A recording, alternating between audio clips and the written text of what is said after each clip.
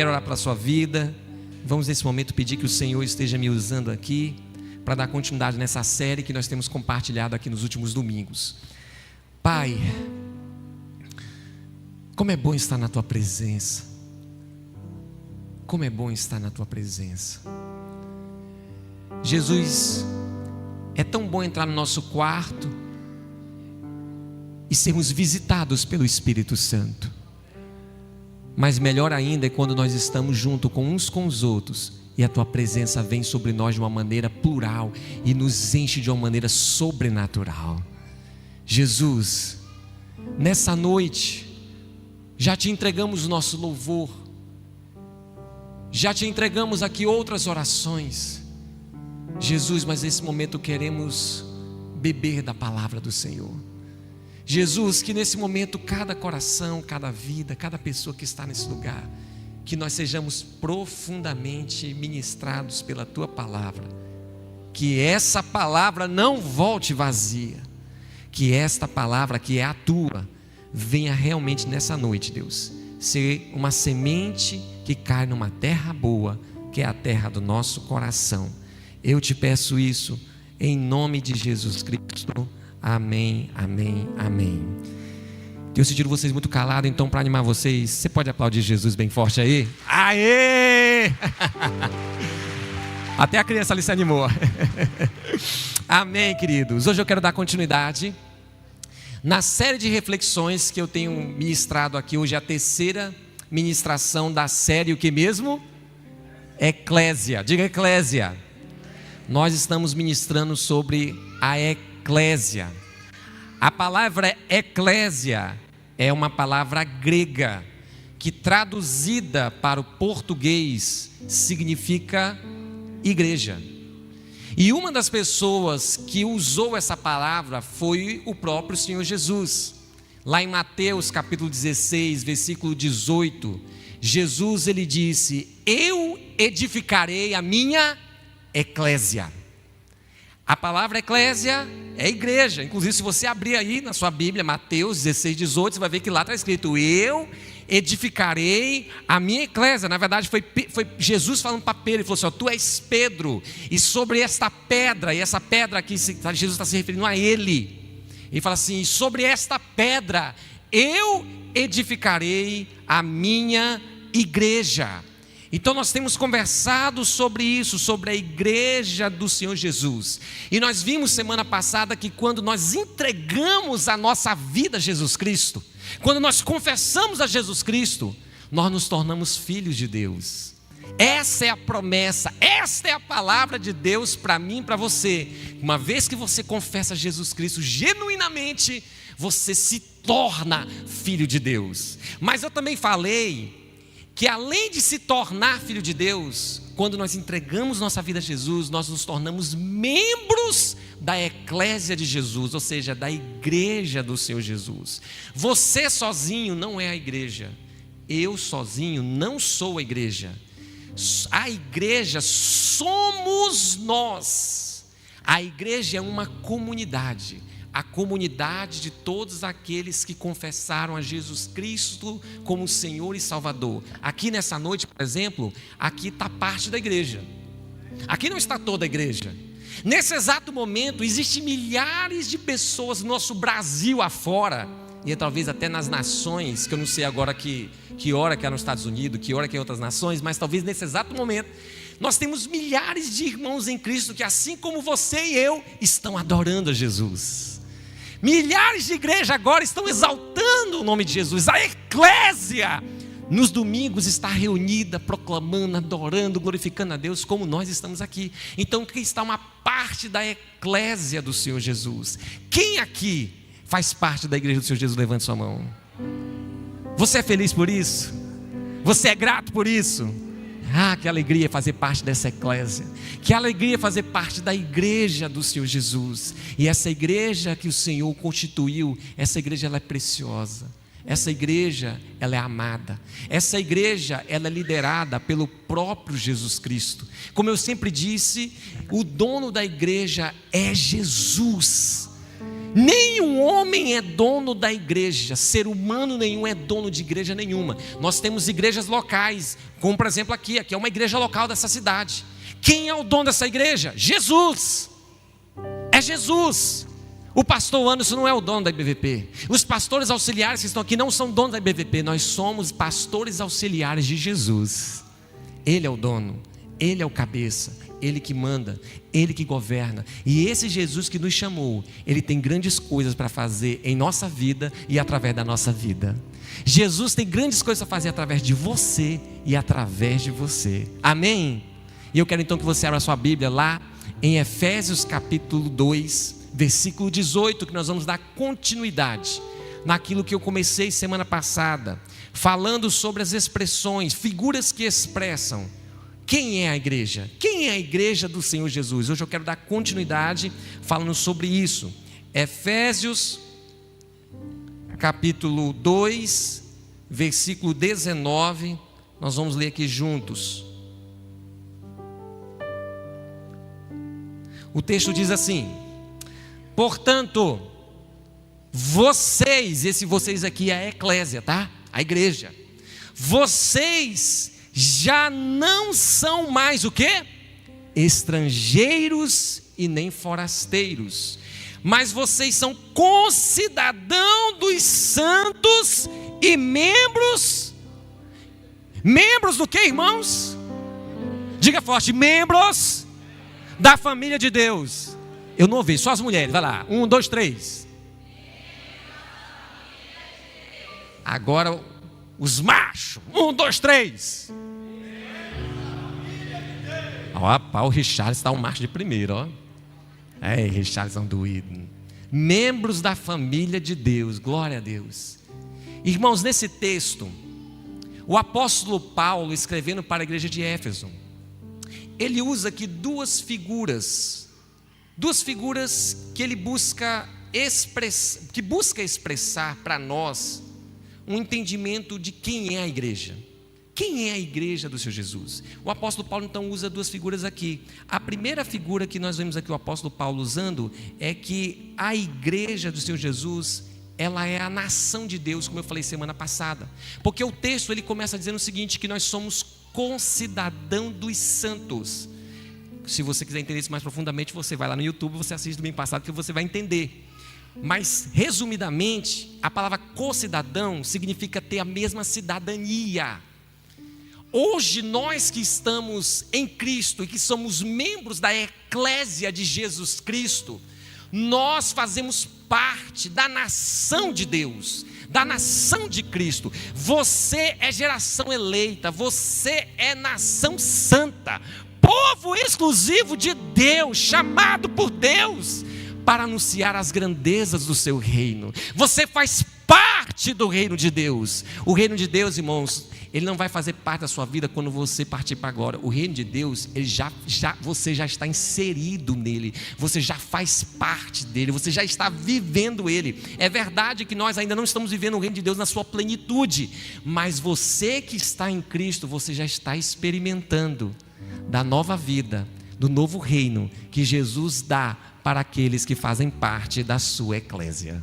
Agora, além de sermos co-cidadão dos santos, o apóstolo Paulo, ele fala que hoje, por nós estarmos em Cristo, nós somos membros da família de Deus. E eu quero que você repita de novo: membros da família, de novo, vai lá, membros da família de Deus. Esse, irmãos, era o projeto de Deus desde o princípio. Quando Deus criou o homem, Ele criou o homem, criou o ser humano para fazer parte da sua família. O desejo de Deus desde o princípio era formar uma grande família. Deus já tinha uma família, Pai, Filho e Espírito, vivendo em uma unidade perfeita. Mas a Trindade, que é o termo que nós usamos para explicar que Deus é um em pessoa, ou três em pessoas, mas um em essência, essa Trindade estava ali numa unidade perfeita e decidiram fazer o ser humano, decidiram aumentar a família, porque é isso que a Bíblia nos mostra. Eu quero que você leia comigo lá em Gênesis capítulo 1. Vamos lá para o começo de tudo. Gênesis capítulo 1, versículo 26. Vai falar justamente de quando Deus decidiu fazer o homem. Gênesis capítulo 1, versículo 26. O texto diz assim, olha. Então disse Deus, façamos. Presta atenção aqui para mim aqui, ó. Olha aqui para mim aqui, por favor. Quem foi que disse façamos? Ele falou para quem? Porque ele não disse assim, ó. Ele não disse, eu vou fazer. Ele falou, façamos. Significa que ele está conversando com uma outra pessoa. Ele disse, façamos o quê? Façamos o homem a nossa imagem e a nossa semelhança. Significa com quem Deus estava conversando era alguém como Deus. Porque se ele diz, façamos o homem à nossa imagem, significa que essa outra pessoa era como Deus. E quem que era como Deus? O próprio Deus, na pessoa de Jesus e na pessoa do Espírito Santo. Aqui então a Trindade estava conversando, a Trindade junto ali. Eu imagino esse projeto no céu, na eternidade, sendo arquitetado. E Deus Pai chamando o Filho, chamando o Espírito e dizendo assim, vamos fazer algo maravilhoso, vamos fazer algo esplêndido, vamos fazer os seres humanos, vamos criar um ser humano que se pareça conosco, um ser humano que realmente possa refletir a nossa imagem e a nossa semelhança. A Bíblia é muito clara em afirmar que eu e você fomos criados por Deus parecidos com Ele. Mas eu sei que quando a gente ouve isso e pensa nisso, a gente pensa assim, mas no que mesmo que nós nos parecemos com Deus? Porque quando a gente lê a Bíblia, naquilo que a Bíblia nos fala sobre quem Deus é, a gente olha para quem Deus é e olha para quem nós somos, a diferença é gritante. É uma diferença imensurável. Como que a gente pode se parecer com Deus? Em que aspecto que a gente se parece com Deus? Porque quando a gente olha para a Bíblia, a gente vê que Deus é limitado e nós somos limitados. Deus é perfeito e nós somos imperfeitos. Deus, Ele não erra, nós erramos. Deus é bonito e às vezes a gente nem tem essa beleza toda, né? Então no que mesmo que a gente se parece com Deus? Uma coisa é fato, nós não nos parecemos com Deus no aspecto físico. Até porque senão ia ser um problema sério, né? Deus todo dia tem que mudar, né, a face, né? Porque um é branquinho, outro é moreninho, outro tem orelhinha, outro tem orelhão igual eu, um tem um cabelo liso, outro tem um cabelo cacheado. Como é que a gente se parece com Deus no físico? Não é no físico, até porque a Bíblia fala em João capítulo 4 que Deus é Espírito. Deus é Espírito. Então nós não nos parecemos com Deus no aspecto físico. Então no que nós nos parecemos com Deus? Vamos lá, primeiro ponto. Você se parece com Deus no aspecto pessoal. O que eu quero dizer com isso? Deus é uma pessoa. Deus é uma pessoa. E quando Ele criou você, Ele também criou você uma pessoa. Uma pessoa, ela é caracterizada por ser pessoa porque ela tem pensamentos, sentimentos e vontades. Deus tem pensamentos, sentimentos e vontades. Por exemplo, eu gosto muito daquele texto, Jeremias 29, 11, que diz assim: eu é que sei os pensamentos a vosso respeito, pensamentos de bem e não de mal, para dar os fins que vos esperais. Ou seja, o texto está dizendo que Deus, Ele tem pensamentos ao nosso respeito. Deus, Ele pensa. Deus, Ele pensa. Tem um outro texto que é muito interessante, eu não lembro aonde que está esse texto, mas que fala que o Espírito Santo, ele se entristece quando nós não correspondemos. Se o Espírito Santo, se ele se entristece, significa que ele tem o quê? Sentimentos. Tem sentimentos. Tem um outro texto que eu até acho que anotei aqui, que fala que Deus, Provérbios 8:17, que diz assim, ó: eu amo os que me amam, e os que de madrugada me buscam me encontrarão. Eu amo quem me ama, e quem me busca me encontrará. Se Deus ama, significa que Ele tem o quê? Sentimentos. Deus tem vontades. A Bíblia é muito clara. Quando o ser humano, lá em Gênesis, começou a viver uma vida totalmente depravada, totalmente contrária à vontade de Deus, isso lá em Gênesis capítulo 6 vai falar sobre isso de maneira mais clara. A Bíblia diz que Deus se arrependeu de fazer o homem. E ali no texto no original traz a ideia justamente que Deus se entristeceu tanto, que Deus se entristeceu por ver aquele a quem Ele criou para se parecer com Ele, estando numa vida totalmente deturpada e em nenhum momento representando e revelando a imagem dEle. Deus é um ser pessoal e você também é um ser pessoal. Você tem pensamentos. Nesse momento que eu estou falando, você está pensando, você está raciocinando o que eu estou falando. Você tem sentimentos. Talvez tem pessoas que estejam aqui que o seu coração está apertado, outros estão felizes. Você tem sentimentos e você também tem vontade. Inclusive, se você está aqui, é porque deu vontade de vir para o culto. Por isso que você está aqui. Você se parece com Deus no aspecto pessoal. Nós também nos parecemos com Deus no aspecto criativo. Nós somos seres criativos porque o nosso Criador é o Criador de todas as coisas. Ele é a fonte de criação, Ele é criativo.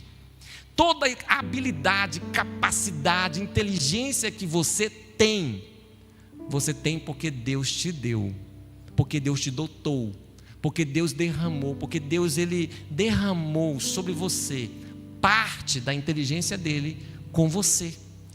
Todas as habilidades que você tem, seja que você nasceu com elas, ou você ao longo da vida você foi construindo isso, pois você pode ter certeza que Deus tem abençoado a sua vida, Deus tem derramado sobre Ele da sua graça, fazendo de você uma pessoa cheia de habilidades. Ontem mesmo eu estava na casa de um irmão aqui da igreja, e eu observei numa planta, ali na porta da casa dele, que a folha, ela tinha um buraco na folha. Ali era vazado as folhas. E as folhas eram vazadas não porque foi um menino lá com uma tesoura e cortou a folha. Na verdade, é o formato daquela planta. As folhas são vazadas. E eu fiquei olhando aquela folha vazada, sabe? Que coisa linda, a perfeição. E eu falei, gente, Deus criou tudo de maneira bela, de maneira perfeita. Gente, a gente olha para a natureza, não tem como não reconhecer que por trás de toda essa criação existe um ser muito inteligente, um ser muito criativo, que fez tudo de maneira perfeita, de maneira exata. Então não importa se você é um professor, se você é um médico, se você é um advogado, se você é um motorista, se você é um pastor, se você é um secretário, não importa, aonde você está dotado de capacidade, de inteligência, de habilidades que Deus comunicou dessa inteligência, dessa capacidade com você. Você é um ser criativo. Você é uma pessoa criativa. Ah, pastor, não tenho habilidade nessa área, mas em outra área você tem.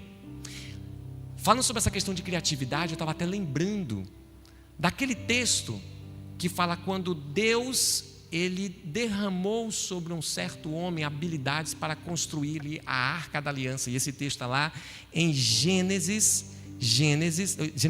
Êxodo, capítulo 31, versículo 1 a 3. Eu até queria colocar isso aqui.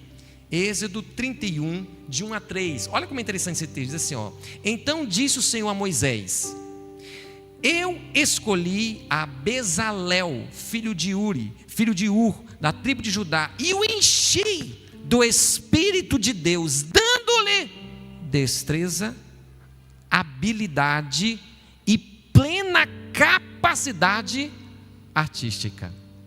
Quem foi que deu para este homem a habilidade para fazer ali a arca? Quem foi, gente? Foi Deus. Você se parece com o seu Criador no aspecto criativo. Nós também nos parecemos com Deus no aspecto moral. Nosso Deus é santo. Nosso Deus, Ele entregou a lei que é boa, a lei que é santa. Mas Ele entregou uma lei não apenas em tábuas humanas, mas Deus, Ele escreveu essas leis na tábua do nosso coração, para que nós possamos corresponder e saber o que é agradável a Ele e o que não é agradável a Ele. Olha o que diz lá em Romanos capítulo 2, versículo 14, versículo 15. Romanos 2, 14 e 15.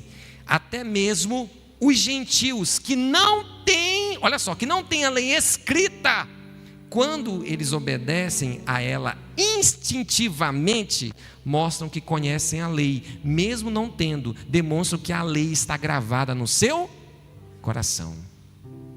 Você se parece com Deus no aspecto moral. Sendo mais claro sobre isso, todos nós sabemos o que é certo e o que é errado. Pode uma pessoa morar lá dentro do mato e nunca ter sido instruído, mas essa pessoa que está lá dentro do mato, dentro dela, o que a Bíblia está dizendo é que está gravado. Deus gravou dentro do ser humano essa consciência daquilo que é certo e daquilo que é errado. Você não ensinou para a pessoa, mas não sei porquê, ela sabe. E é interessante porque a gente é assim. Quando a gente vai fazer certas coisas que nós não sabemos até então se aquilo é certo ou errado, às vezes nós ouvimos aquela voz interior. A gente tem aquela consciência pesada que diz assim, eu acho que isso aqui não é legal. Isso aqui, não sei porquê, eu não estou sentindo que isso aqui está certo. Isso foi o próprio Deus que colocou dentro de você. Inclusive, mesmo a pessoa não sendo um cristão, como é o exemplo do texto, os gentios, estava falando daqueles que ainda não conheciam a Jesus, aqueles que estavam ainda fora da aliança. Esse povo, instintivamente, eles obedeciam ao Senhor. Por quê? Porque a lei foi gravada no coração do homem. Então você se parece com Deus no aspecto moral. A gente se parece com Deus no aspecto espiritual. Como é interessante isso. Você não vê em nenhum momento, por exemplo, um cachorro, um gato de joelho orando. Você já viu algum cachorro de joelho orando? Você já viu algum gato de joelho orando? Se você ensinar o seu cachorro a ficar de joelho, ele fica de joelho? Fica. Se você ensinar de joelho, ele vai lá e baixa as patas e fica, tá? Sentado, ele senta. Rola, ele rola. Pula, ele pula. Você vai ensinar, ele vai fazer. Agora se você falar assim, vamos lá, vou te ensinar agora a você orar. Senhor Jesus, o cachorro. O cachorro pode até fazer. Tá, beleza, vamos supor que você ensinou o seu cachorro a fazer. Mas você vê o seu cachorro sozinho lá, na casinha dele. Você vê o cachorro fazendo isso? No sentido de, está ali falando com Deus, o cachorro. Olha, o nosso cachorro, amor, olha, nosso cachorro está orando, vamos lá ver lá. E o cachorro lá de joelho. Você vê isso? Nós não vemos isso, por quê? Porque o cachorro, ele tem um corpo. E eu costumo dizer que o cachorro tem alma, porque ele sente as coisas. Ele se entristece, ele se alegra. Meu cachorro, quando eu passo vários dias sem ver ele, quando ele me vê, meu Deus do céu, o cachorro pula de alegria. Então ele tem sentimentos. Mas o cachorro, ele não tem um espírito. E por isso ele não tem necessidade de se relacionar com o transcendente, com o Espírito de Deus. Diferente de mim e de você. Eu e você, nós temos necessidade de se relacionar com o Criador. Nós temos necessidade de encontrar Deus. Lá em Eclesiastes fala que Deus plantou no nosso coração o desejo e a curiosidade pela eternidade. Isso está dentro do ser humano.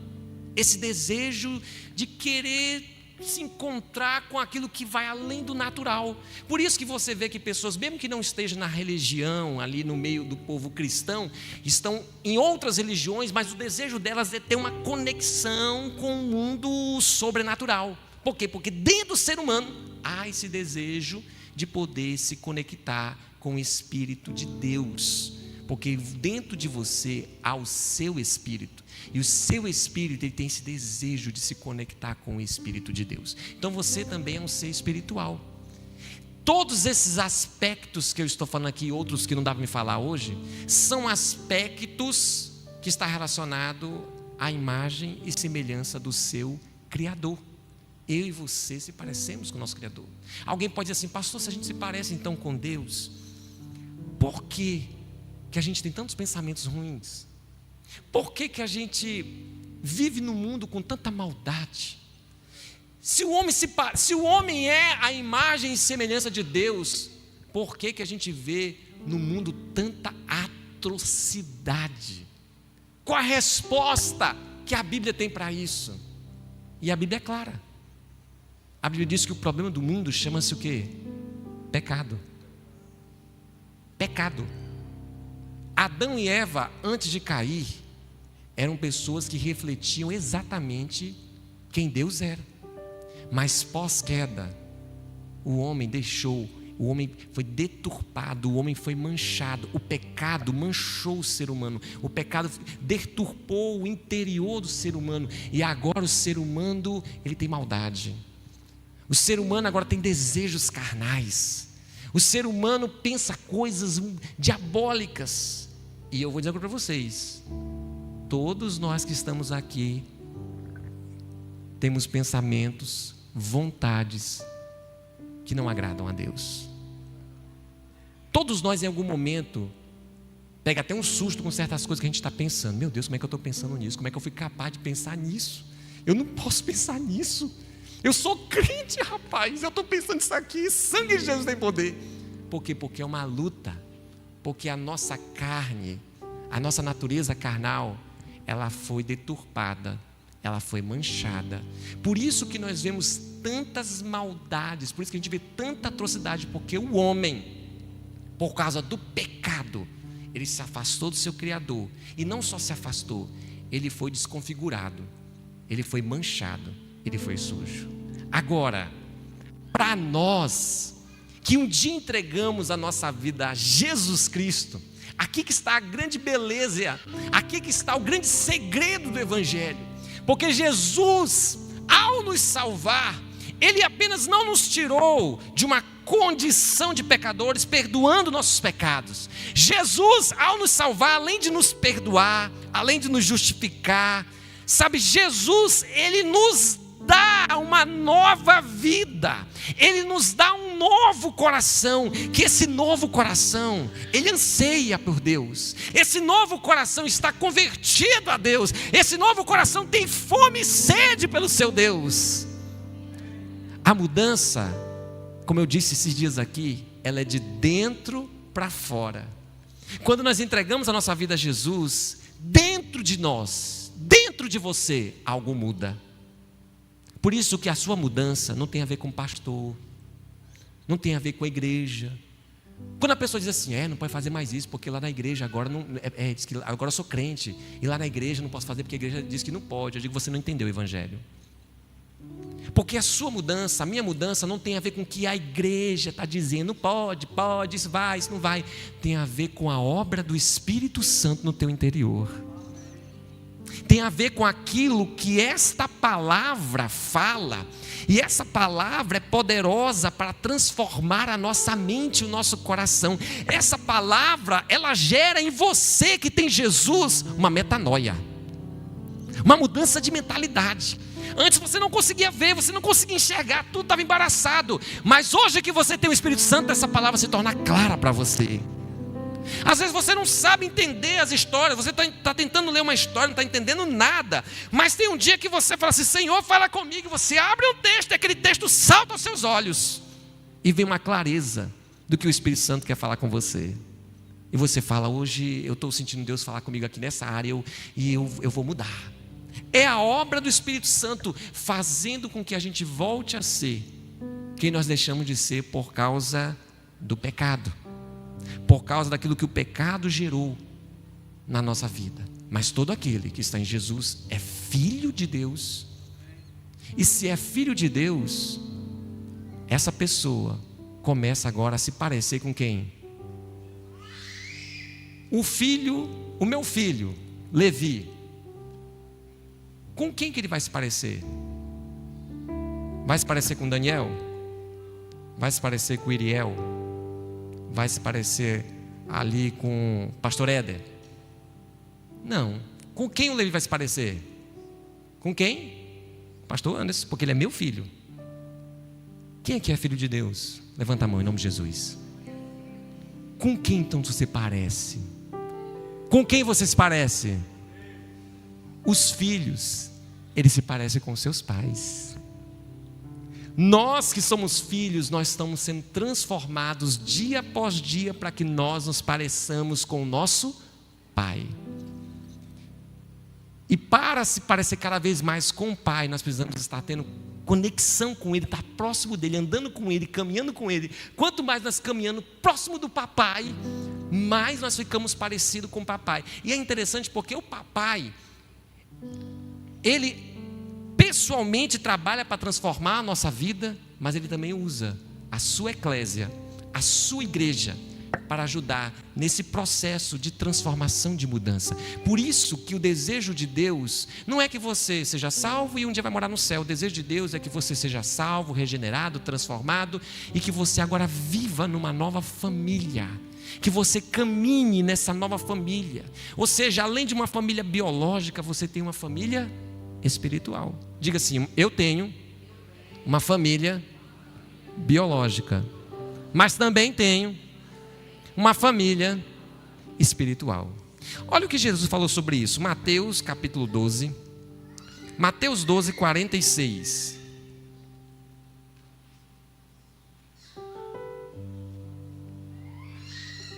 Mateus 12, 46 até o versículo 49. Olha o que Jesus falou. Alguém lhe disse: tua mãe e teus irmãos estão lá fora e querem falar contigo. E Jesus então respondeu: quem é a minha mãe? Quem são os meus irmãos? E estendendo a mão para os seus discípulos, Jesus disse: aqui está minha mãe e aqui está os meus irmãos. Pois quem faz a vontade de meu Pai que estás no céu, este é o meu irmão, é minha irmã e a minha mãe. O que Jesus está querendo dizer aqui? Será que Jesus está querendo menosprezar Maria? Meu Deus, como é que Jesus teve coragem de fazer isso? A mãe dele... Vamos imaginar o texto, irmãos. Uma multidão, os discípulos perto, e ali Jesus ensinando, Jesus ali falando. De repente a mãe de Jesus chegou para bater um papo com Jesus. Só que tinha muita gente, então Maria não conseguia chegar até o filho. E aí manda um recado: ó, avisa lá para Jesus que eu estou precisando bater um papo com ele aqui, eu preciso conversar com ele. Alguém entrou lá e foi se apertando, mas conseguiu chegar até Jesus. Falou: Jesus, tua mãe está lá fora, tua mãe e teus irmãos, e ela está querendo falar com você. Se fosse eu, minha mãe disse: ataca, vai comer agora. Está lá fora, mamãe quer falar contigo, os teus irmãos querem falar contigo. Jesus olha então para os seus discípulos. Ele não olha para a multidão e diz assim: está aqui. Ele olha para os seus discípulos, aqueles que fazem parte da sua eclésia. Ele diz assim: quem é minha mãe? Quem é meus irmãos? Vocês querem saber? São esses daqui, ó. Está aqui minha mãe, está aqui minhas irmãs e está aqui meus irmãos. O que Jesus está querendo dizer? Jesus está querendo nos ensinar que todo aquele que faz a vontade de Deus, todo aquele que está em Cristo e faz a vontade dele, este faz parte da família de Deus, faz parte da família de Cristo. Por isso que eu digo que você tem uma família biológica, mas você tem uma família espiritual. Se você já entregou a sua vida a Jesus, você precisa ter essa consciência de que a igreja não é um lugar. Vamos lá para a igreja. Não, ainda que se chame esse nome aqui de igreja local, Igreja Batista Permanente, mas a igreja não é esse lugar. Esse lugar aqui é um lugar que a gente foi construído para casa de oração, para adoração, para buscar a Deus. Mas a igreja, na sua essência, somos nós. E essa igreja que somos nós é uma grande família. Quem estabeleceu isso? Jesus, que é o líder, que é o dono da sua eclésia.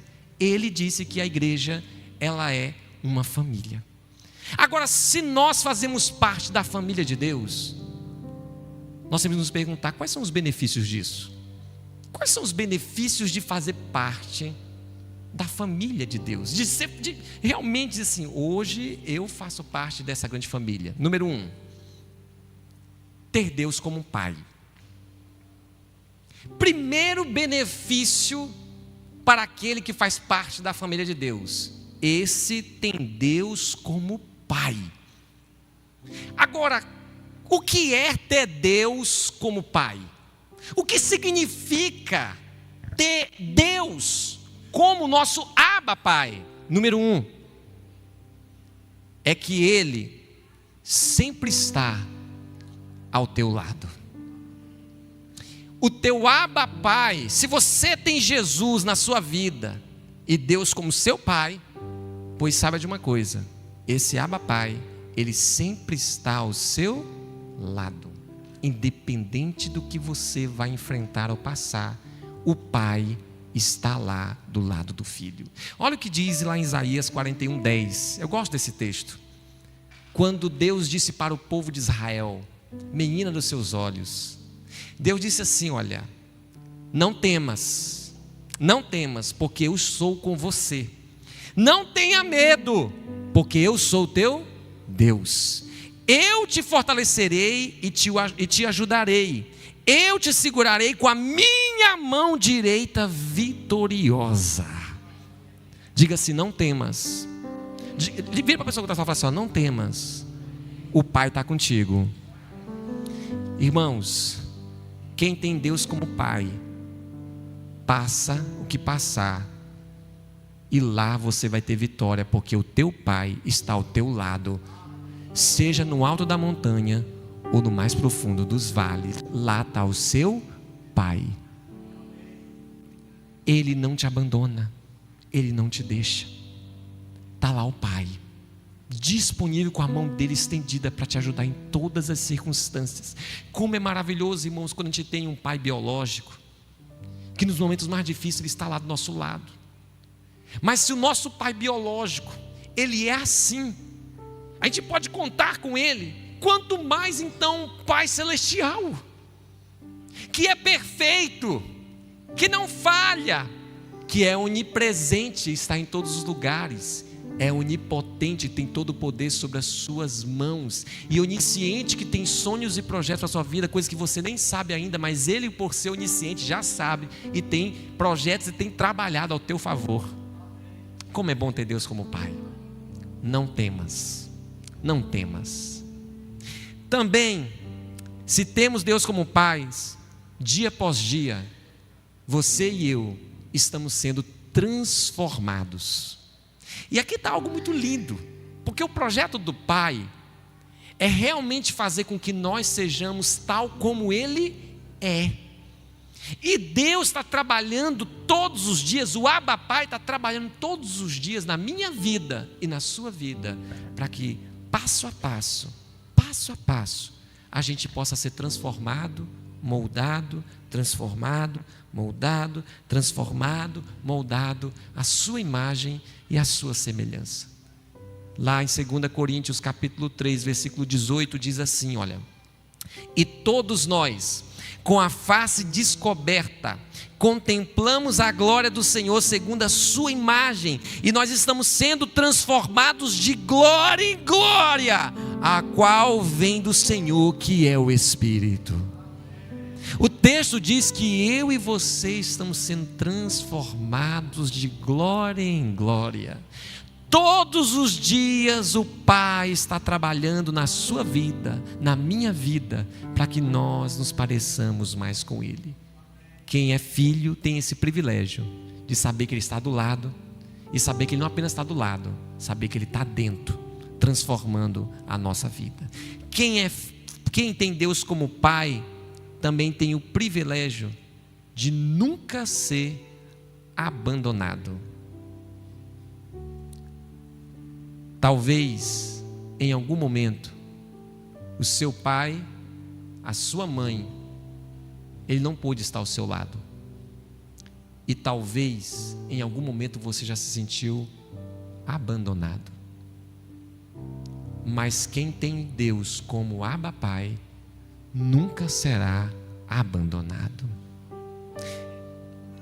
Isaías 49, 15 e 16 diz assim, ó: será que uma mãe pode se esquecer do seu bebê que ainda mama e não ter compaixão do filho que gerou? embora ela possa se esquecer, eu não me esquecerei de você. Veja, eu gravei você nas palmas das minhas mãos, e seus muros estão sempre diante de mim. Seu pai e sua mãe, ele pode esquecer. Seu pai e sua mãe um dia não estarão mais aqui. Um dia eles vão voltar. Mas o Deus que você tem como Abba Pai, Ele nunca vai te abandonar. Ele vai estar lá, porque o seu nome está gravado na palma das mãos dEle. Isso fala de cuidado, isso fala de amor, de você saber que o teu nome está nas mãos do Criador, saber que Ele todos os dias lembra de você, todos os dias Ele olha por você. Isso é privilégio de quem é filho, filho de Deus. Quem tem Deus como Pai, além de saber que está seguro, além de saber que está sendo transformado, além de saber que nunca será abandonado, a Bíblia também fala que esse que tem Deus como Pai é herdeiro de Deus e co-herdeiro com Cristo. Deixa eu explicar isso melhor. Ontem, eu na casa desse irmão, ele falou assim para mim: pastor, eu tenho trabalhado muito, e às vezes fico até pela madrugada trabalhando. E ele falou assim: você sabe por que eu estou trabalhando muito, pastor? É por causa da minha filha. Ele disse para mim. Ele falou assim: eu quero deixar para minha filha aquilo que eu não tive. Então eu tenho trabalhado bastante para conseguir deixar uma herança para minha filha. Essa foi a palavra que o irmão disse para mim. Eu falei: poxa, amém, legal. O pai que está pensando no seu filho, o pai que está lutando para deixar algo para o seu filho. É maravilhoso você receber dos seus pais uma herança. Quem teve esse privilégio na vida, oh maravilha, saber que você herdou algo da sua família, dos seus pais, maravilha. Mas deixa eu te falar, se você hoje é filho de Deus, então eu preciso te deixar avisado que você, por se tornar filho de Deus, hoje você tem direito na herança do reino dos céus. Hoje você é herdeiro de Deus.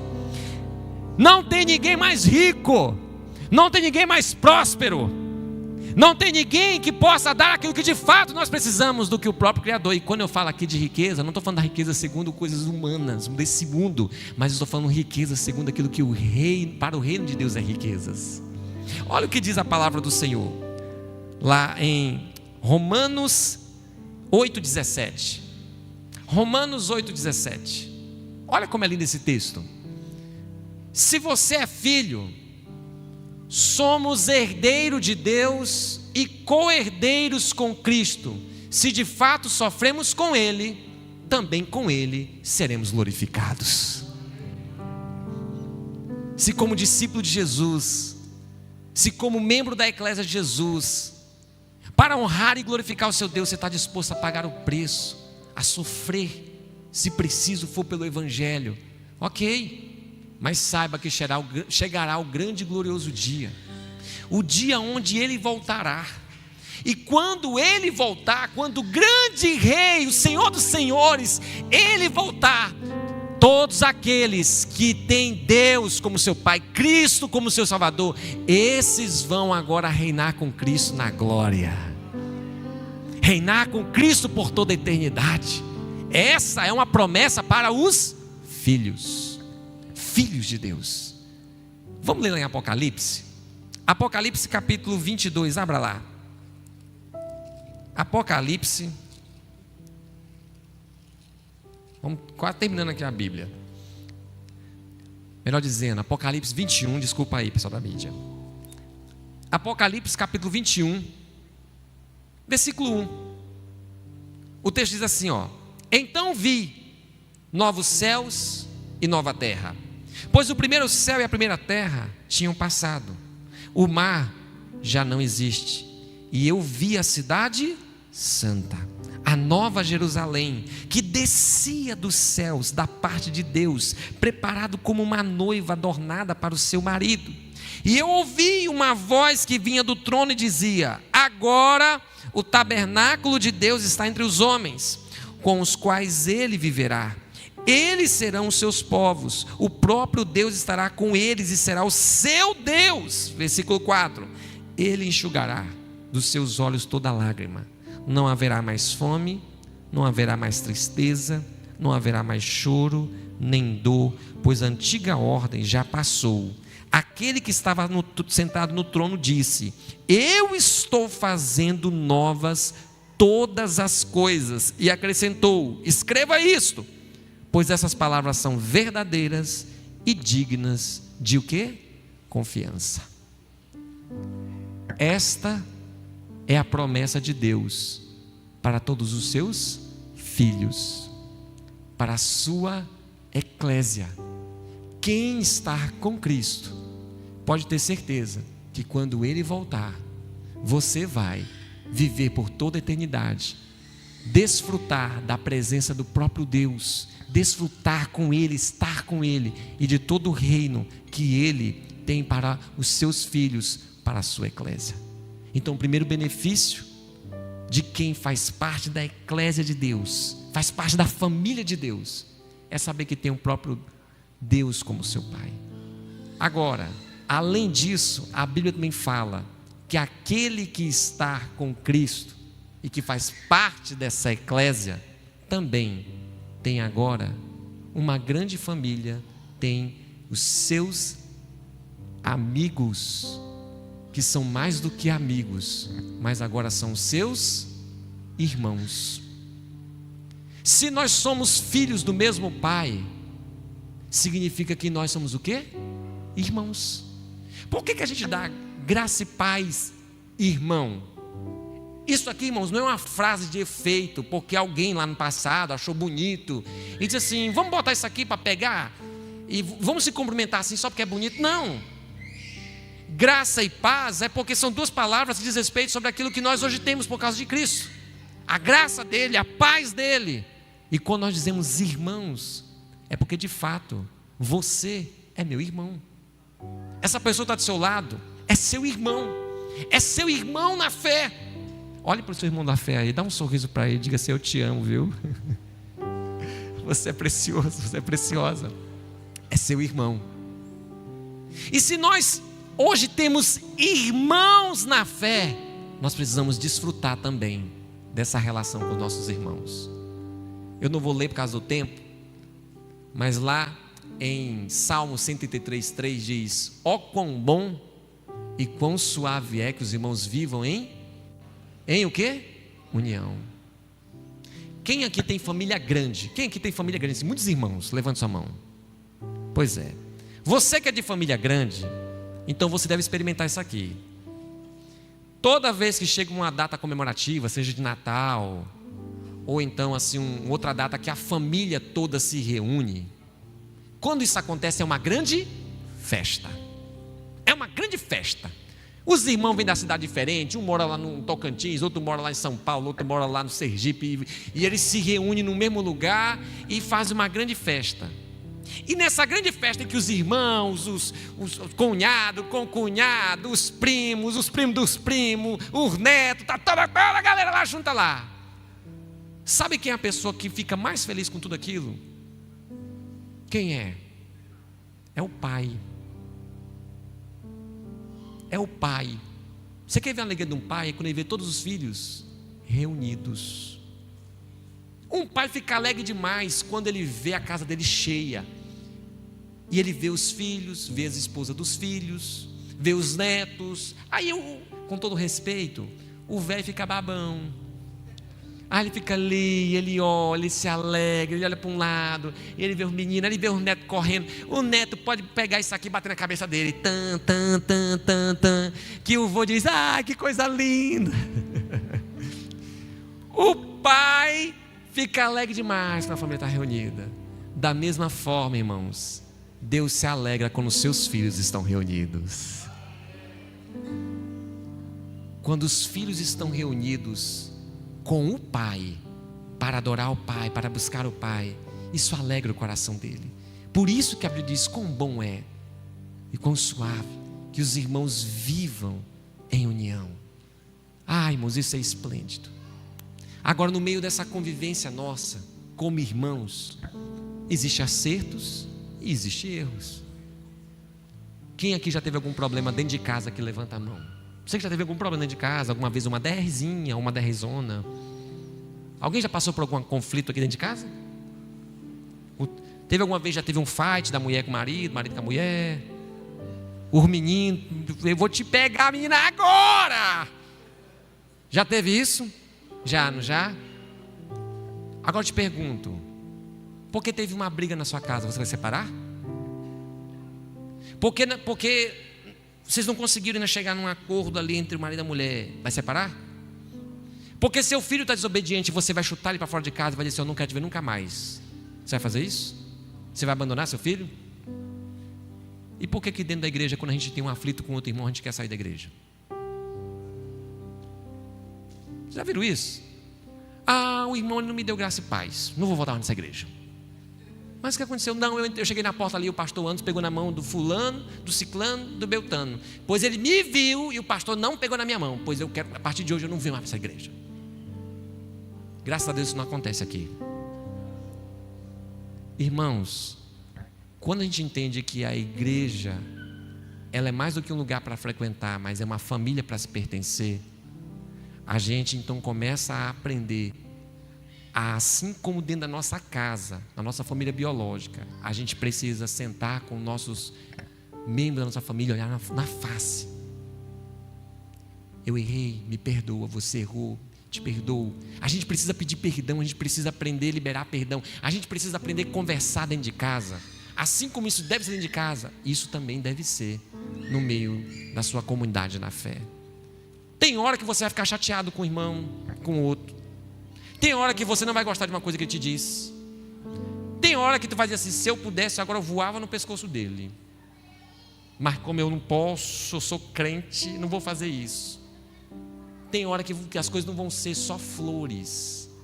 Tem momentos que vai acontecer situações, sabe por quê? Porque nós somos imperfeitos. Aqui ninguém é perfeito. Todos nós aqui temos falhas, temos defeitos, todos nós aqui erramos. Mas se nós somos irmãos,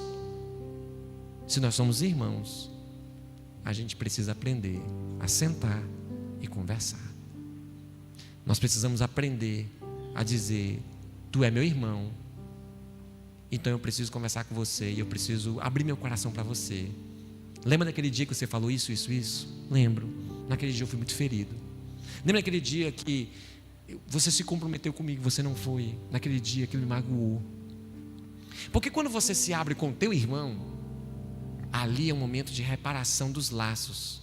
É um momento onde o perdão precisa entrar em cena e haver a reconciliação entre você e o seu irmão, assim como você tem buscado haver a reconciliação entre você, com o seu esposo, com a sua esposa, com seus filhos, ao longo da jornada da vida. Eu quero concluir essa mensagem dizendo para todos vocês que estão aqui, irmãos, meus irmãos, que alegria é fazer parte da eclésia de Jesus. Porque fazer parte da eclésia de Jesus é ter um pai de amor, é ter um pai bondoso, é ter um pai de graça, é ter um pai que realmente nos acolhe e nos ajuda nas nossas necessidades, é ter um pai que nos levanta quando nós estamos caídos e dizer: eu te levanto, filho, eu te ajudo. É ter irmãos que um está ajudando ao outro. Eu posso dizer para vocês, quantos de vocês que estão aqui, eu poderia apontar o dedo e dizer: você já cuidou de mim, você já me ajudou, você já orou por mim, obrigado por acreditar na minha vida, obrigado porque quando eu estava passando pelos meus piores problemas, você foi um pai, você foi uma mãe. Obrigado porque quando eu errei, você chegou comigo e disse: Ana, isso não é bem assim. Eu poderia apontar aqui para vários de vocês e dizer isso, sabe por quê? Eu tenho uma família, eu tenho uma família espiritual, e que esse mesmo sentimento que há no meu coração sobre vocês, que nós possamos ter uns pelos outros. Fique de pé em nome de Jesus, para a gente parecer que está acabando. Nós já estamos encerrando mesmo. Eu só quero orar com você. Você pode fechar seus olhos?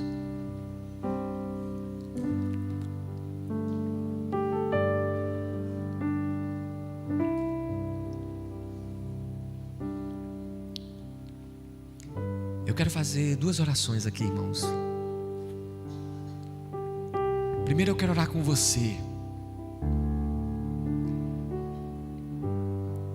que por algum motivo você tem estado hoje assim no seu relacionamento com o seu pai. E o pai que eu estou falando aqui é o pai espiritual, Deus. Por algum motivo essa relação está distante. Você que se vê hoje, parece que Deus está longe de você. Mas você está ouvindo essa mensagem hoje e você falou assim: não, Deus é meu pai. E eu preciso me reconectar com meu pai. Eu preciso me reconectar com os meus irmãos. Talvez coisas aconteceram que fez que você se afastasse. Coisas te magoaram, coisas te feriram. Mas você está ouvindo essa palavra. E você nessa noite, ao ouvir essa mensagem e entender que você foi chamado para ser filho, para ser irmão, para fazer parte dessa grande família da Eclésia de Jesus, você nessa noite está então, de fato, restaurando e restabelecendo a sua aliança com o Pai.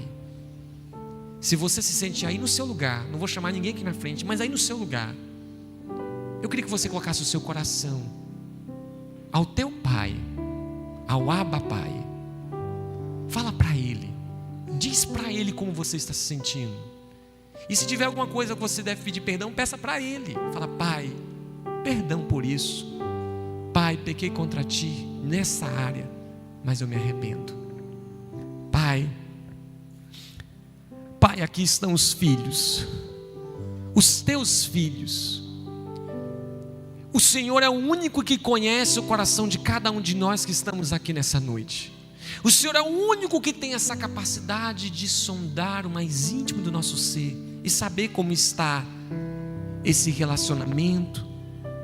Pai, que essa palavra que foi ministrada, Deus, essa noite, possa nesse momento de fato estar tocando no coração de muitos filhos que estão aqui, relembrando eles que o Senhor os ama, que o Senhor os deseja, que o Senhor tem sentimentos e pensamentos sobre eles, e que nessa noite, Deus, aqui nessa casa, haja, Deus, uma restauração de relacionamentos que talvez foram quebrados, relacionamentos que hoje estão afastados, pois que o Senhor nessa casa, Deus, venha trazer algo novo sobre o coração de pessoas que entraram aqui se sentindo distantes do Senhor, mas que nessa noite haja esse relacionamento restaurado. Deus, se há também nessa casa alguém com seu coração com alguma ferida, alguma mágoa, alguma tristeza em relação a outro irmão, pois que nessa noite o Espírito do Senhor venha trabalhar de forma que haja restauração, porque afinal o Senhor, como Pai, ama ver a comunhão dos seus filhos. Jesus, aqui está parte da tua família, e eu oro para que nessa noite o Espírito Santo de Deus que habita em cada um de nós que estamos aqui, que cremos em Ti, possa fazer uma obra no pessoal, no particular de cada um. Ainda com seus olhos fechados, irmãos, eu quero fazer uma segunda oração, mas essa segunda oração eu quero fazer por você que está aqui, que ainda não entregou a sua vida a Jesus. Se você ainda não entregou a sua vida a Jesus, você ainda não é filho. E eu te pergunto, o que está faltando você se tornar filho? Você ouviu e tem ouvido que o Pai te ama, que o Pai entregou o Filho dele, Jesus, para morrer por você. O que está faltando então nessa noite você tomar essa decisão de fé, essa decisão de você confessar a Jesus Cristo e se tornar filho de Deus, e se tornar membro dessa grande família que é a família do Senhor Jesus? Hoje você está tendo uma oportunidade de confessar Jesus, uma oportunidade de nascer de novo, uma oportunidade de realmente ser filho de Deus e desfrutar da eternidade que Deus tem para você. Tem alguém nesse lugar que essa noite quer entregar a sua vida a Jesus? Se tem alguém aqui que entende essa palavra e quer dar esse passo de fé, levante sua mão que eu quero orar pela sua vida. Com esse ato de fé de você levantar sua mão, eu entenderei que você dizendo: eu quero ser filho de Deus, eu quero Jesus na minha vida. Tem alguém nessa casa que essa noite ouve o chamado do Pai? Você ouve o Senhor te chamando, dizendo: vem filho, abre a porta do seu coração, porque eis que estou à porta e bato. Se alguém ouvir a minha voz e abrir essa porta, eu entrarei. Quem é a primeira pessoa que essa noite quer tomar esse passo de fé, tomar essa decisão? Eu sei que nessa hora às vezes bate um medo e a gente fica se questionando: será que eu estou preparado? Será que eu não preciso primeiro mudar isso, mudar aquilo outro para tomar esse passo de fé? Eu digo: se o Espírito Santo está te chamando, não tenha dúvida nenhuma de que é Ele que vai fazer a mudança que você precisa. De você mesmo você não vai conseguir, mas Ele em você fará essa mudança. Quem é a primeira pessoa que quer tomar esse passo de fé? Ou você que está aqui, que já aceitou a Jesus, mas você está afastado. Você tem consciência de que você está afastado. Você sabe que você está afastado. E afastado não é de mim, é afastado dele.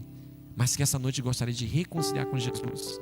Tem alguém aqui que ouve o chamado de Deus e quer se reconciliar com Jesus, ou deseja entregar a sua vida a Ele? Levante sua mão, que eu quero orar pela sua vida onde você estiver. Há alguém que essa noite sente o chamado de Deus, lhe chamando para tomar esse passo de fé?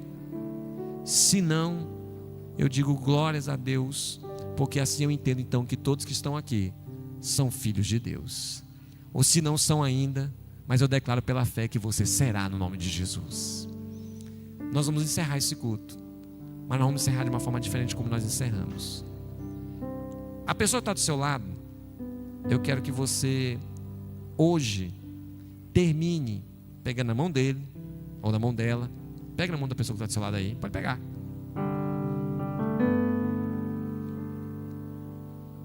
E eu quero que você, antes de orar, olhe no olhar dessa pessoa aí. Olhe no olhar dela ou dele. Um olha para o outro aí. Diga-se: obrigado por ser meu irmão. Eu te amo, mas em Cristo. Não vai confundir, viu, vaza? Fala assim, ó: você é top. Obrigado por ser meu irmão em Cristo. Me ajude quando eu precisar. Me tolere. Vai dar tudo certo. Agora nós vamos orar juntos. Bem com seu irmão. Não solta a mão dele não. Você vai orar abençoando a vida dele. Deus, aqui está essa família. Eu oro, Deus, para que o Senhor abençoe. Abençoe cada uma dessas ovelhas que são do Senhor. Cada um deles, cada uma delas. Espírito Santo de Deus, que o teu poder continue se aperfeiçoando, Deus, na fraqueza de cada um. Que o Senhor continue levantando, Deus, esses homens e essas mulheres de Deus nessa terra para fazer diferença. Que aqui, Deus, nessa igreja, Deus, nós possamos ver cada vez mais a vida de Cristo na vida de cada um desses irmãos. Pai, que o amor do Senhor esteja sendo derramado abundantemente sobre cada um deles. Que a graça do nosso Senhor Jesus Cristo cubra-os e abençoa-os. Espírito Santo, que a comunhão deles contigo seja intensa, profunda. Que a comunhão deles contigo seja genuína. E que cada vez mais o teu poder, Espírito Santo, possa enchê-los, fazendo deles, nessa terra, farol, luz que ilumina a luz de Cristo para a humanidade que precisa de Jesus. Eu oro abençoando essa igreja, Deus, esses irmãos, essa família chamada Somos IBVP, que o Senhor continue abençoando ricamente em nome de Jesus. Amém, amém. Agora você pode abraçar esse irmão e dizer: eu te amo, em nome de Jesus. Que Deus te abençoe. Vá em paz, você que está online, que Deus te abençoe. Em nome de Jesus, uma semana aleluiada. Amém.